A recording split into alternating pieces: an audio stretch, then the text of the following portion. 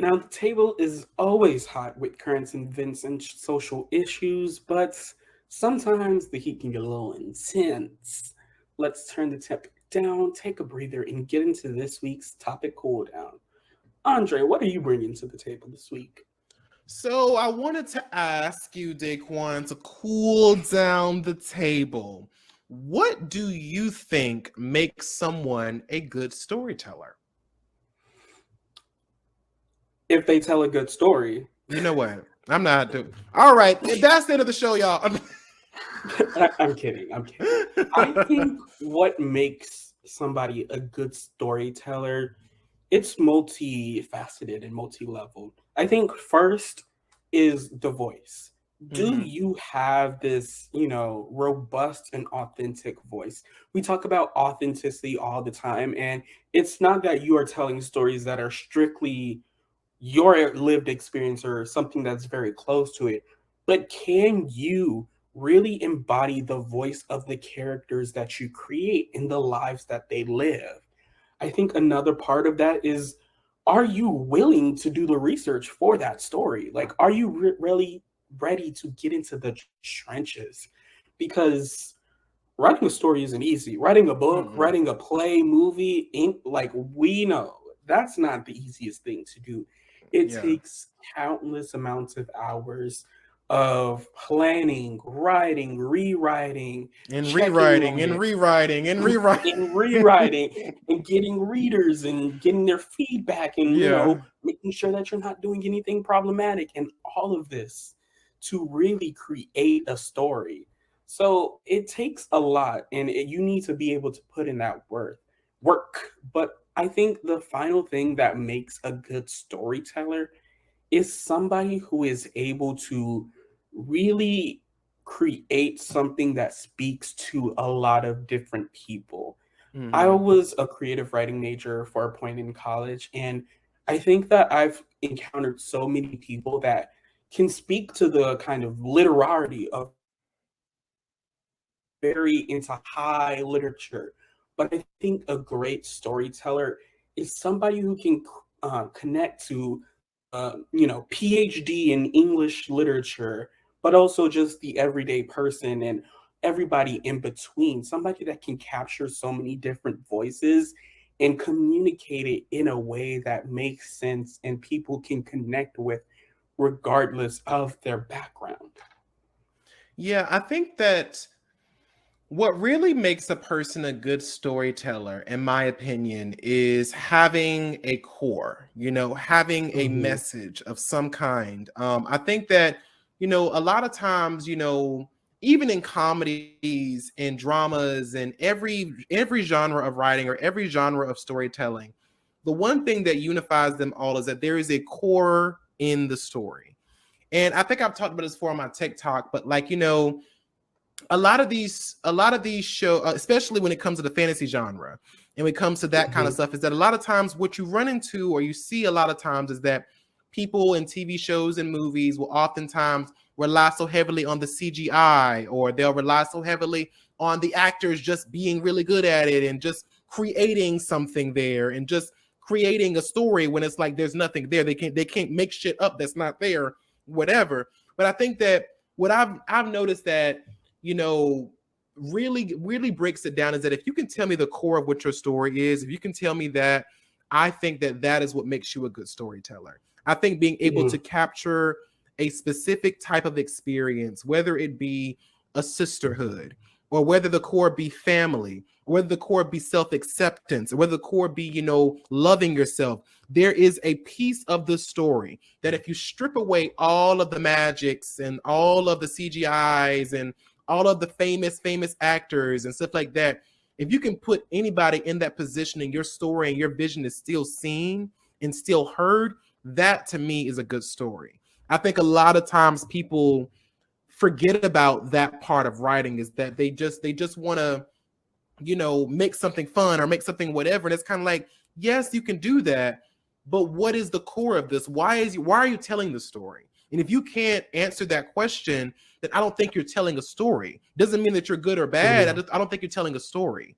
And I think that, when we watch these, especially some of the most successful storytellers, is that, you know, you see that they understand they understand exactly who their characters are, what they want, what they're striving for, and what the story is, even without all of the other stuff in it.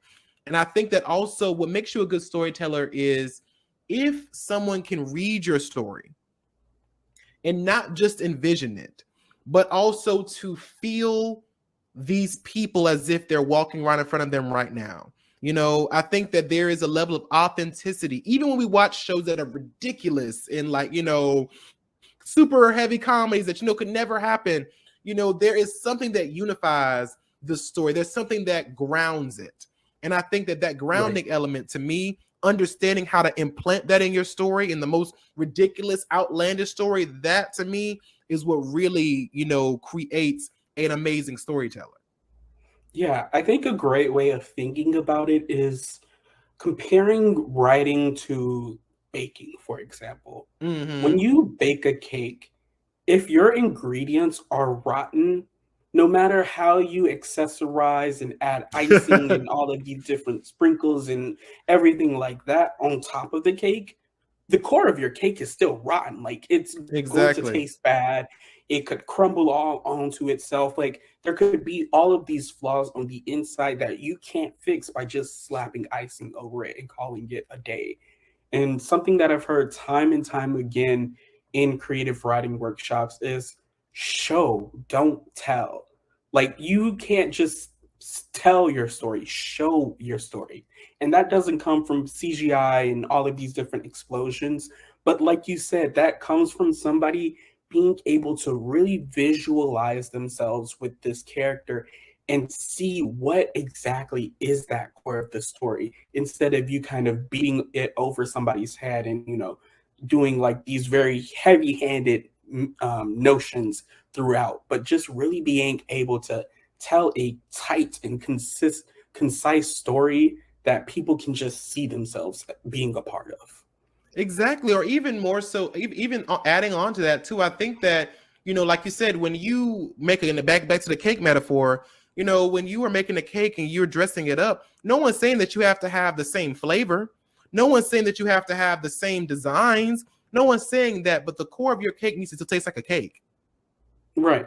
It still needs to be a cake, and I think a lot of times people oftentimes don't understand too. I think that another element of it is what makes a good storyteller is having a story to tell. And that sounds kind of, you know, basic, but it's just like if you're just making a story just to make one, that to me is not creating a story. It's just making up some shit.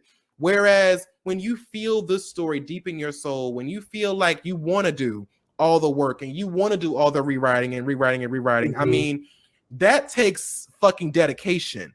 And so Right. you have to have a story worthy of telling to be that fucking dedicated to it. Exactly. Now, so many children grow up never knowing the full scope of what their culture has contributed to society and history. So it's time for a change. Let's take a pause, rewind, and remind the world just how we did that. Now, My We Did That celebrates the National Museum of African American Music, the only museum of its kind dedicated to preserving and celebrating the history of Black music in America. Born out of a proposal from the Nashville Area Chamber of Commerce in 2002 as a way to celebrate and preserve African American influence on music and provide residents and visitors with diverse cultural offerings, it broke ground in early 2017 and officially opened in 2021. It is the premier global destination for music lovers of all generations and inspires, educates, and transforms your appreciation of American music. And they exist with the sole mission of educating the world, preserving the legacy, and celebrating the central role African Americans play in creating the American soundtrack. For more information regarding the National Museum of African American Music, visit nmaam.org.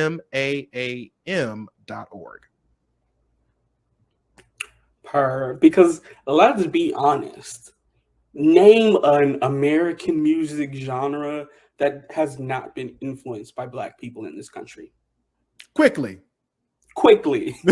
You can't. And I You think can't. that's the it's it's crazy when I learned about this type of stuff in college, and it was just like, why didn't I know this before? Like, this is so interesting to think about. So I highly recommend, if you ever have like a weekend, find the nearest African American whatever museum. Like, go to this African American music museum, go to the National Museum of African American Culture, go to like the Smithsonian's African American Cultural Centers, all of that, because you will learn so much. And I think fittingly on the topic of music, my We Did That comes from an article from blackpast.org where we learned that jazz great Dizzy Gillespie had a long and distinguished musical career as a trumpeter, composer, and band leader.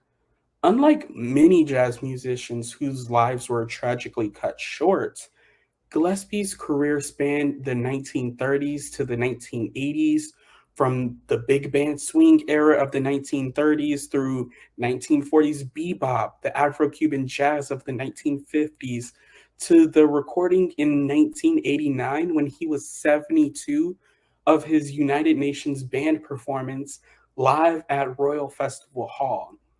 Gillespie is one of the most influential musicians in the history of jazz and is considered one of the founders of modern jazz, and with Charlie Parker is credited with the invention of bebop. By the late 1940s, Gillespie had begun leading a band that combined bebop with Latin elements. He was the first jazz musician to give a major role in his music to an Afro Cuban sound and fuse Brazilian and other Caribbean as well as Afro Cuban influences with jazz. In his later years, he became an American ambassador of music, leading State Department sponsored tours to Latin America and the Middle East. Motherfucking I mean, name one area we haven't invented. Like at this point, Quickly.